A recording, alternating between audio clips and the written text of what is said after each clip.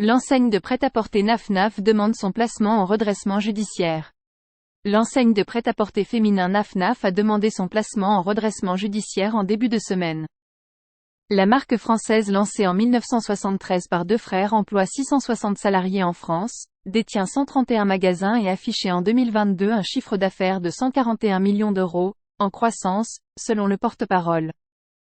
L'enseigne de prêt-à-porter féminin Naf Naf a demandé son placement en redressement judiciaire en début de semaine, a indiqué jeudi un porte-parole à l'AFP, confirmant une information du site spécialisé Fashion Network, pour faire face à des arriérés de paiement de loyer, accumulés durant la période de Covid. Naf Naf n'avait pas été éligible aux aides durant la crise sanitaire, a précisé le porte-parole. 660 salariés en France.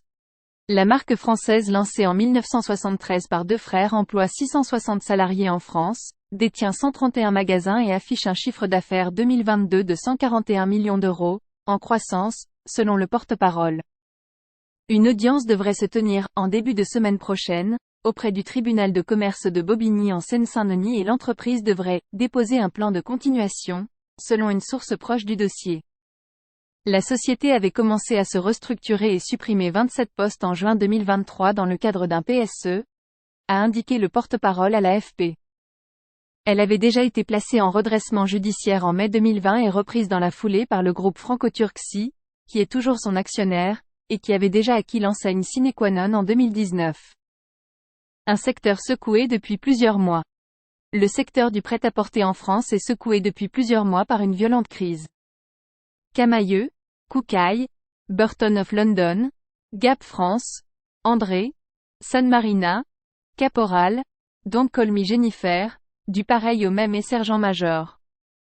Ces marques bien connues des consommateurs français ont souffert d'un cocktail détonnant, pandémie, inflation, hausse des coûts de l'énergie, des matières premières, des loyers et des salaires et concurrence de la seconde main.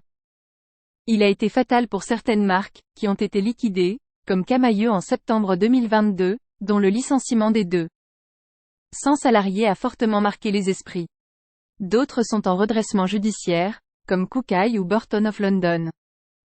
Sans en arriver là, d'autres encore réduisent la voilure, taillant dans les effectifs et fermant des magasins, comme Princesse Tam Tam, Comptoir des Cotonniers, Groupe Fast Retailing, ou Pimki.